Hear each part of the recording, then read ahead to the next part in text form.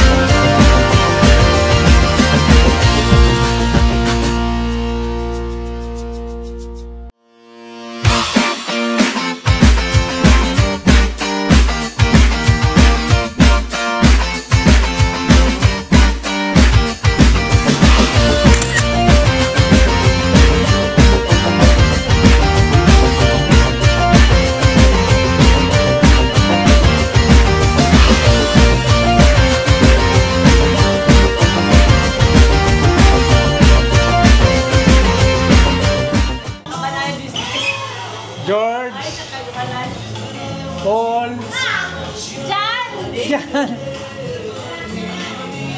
Ringo, Paul, George, Paul. Guys, pakikilala ko sa inyo ang banda ng The Beatles. George, Jan, Ringo, and Paul. George Harrison, John Lennon, Ringo Starr, Paul McCartney. Yan po ang 1950s. Sa kabila pong side, dito po si Freddie Mercury. We are the champion.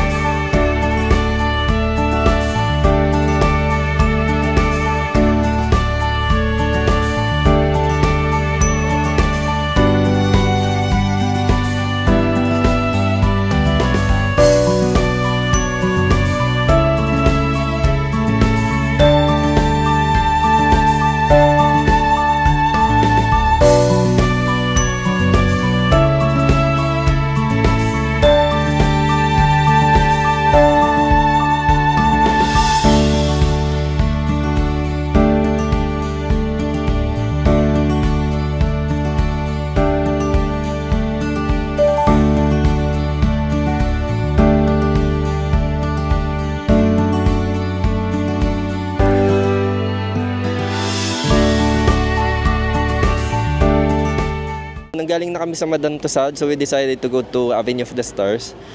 So, ang ginawa namin is from Pic Tram, naglakad kami sa Pic Tram papuntang Central Station. Tapos from Central Station sa Tuen One Line, tapos bumaba kami sa TST. Tapos naglakad na lang kami dito papunta sa Avenue of the Stars. So, yun lang.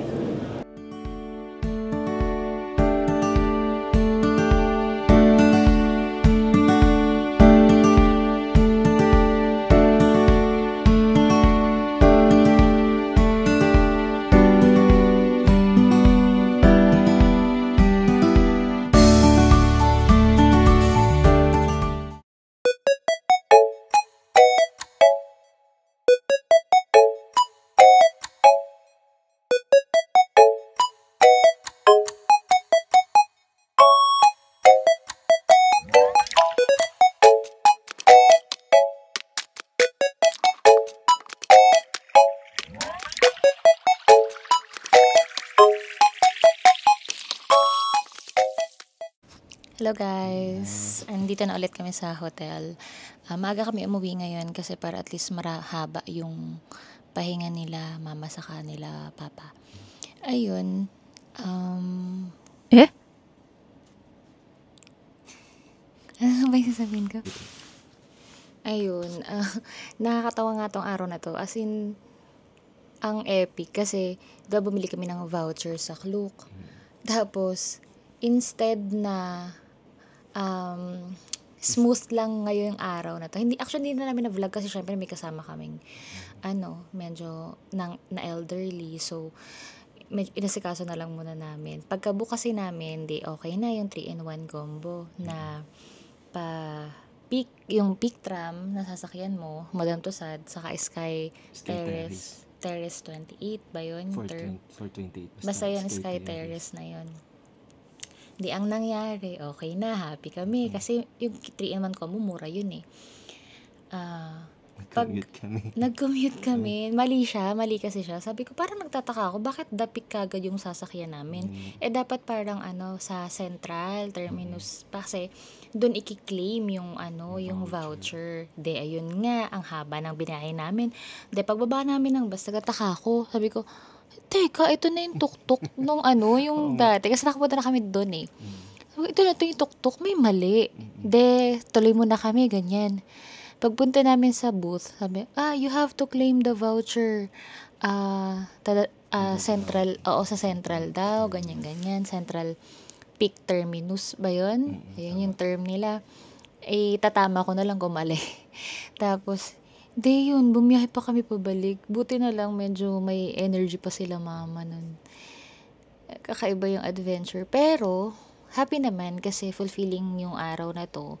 Nakita ni Papa yung idol niya sila Jackie Chan. Mukha namang nag-enjoy sila, I think. Pero marami pa lang nabago sa sa Madam Tussauds. Wala na yung...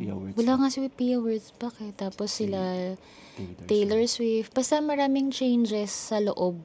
Pero may mga naman, may nilagay silang bago. Nga lang yung in-expect namin na nandoon, wala na. Si Catriona Gray. Si Catriona Gray yung nandoon, na beauty queen. Siya yung nandoon ngayon. Tapos dun sa pwesto ni Pia Wurtzbach, ang pinalit nila si Lady Gaga, yung bagong ni Lady Gaga. Bagong wax niya. Wax figure niya. Tapos nakita ni Papa si Manny Pacquiao, ayun. Nakakatuwa kasi may dalawang Pinoy dun. Tapos ano pa bang, yun.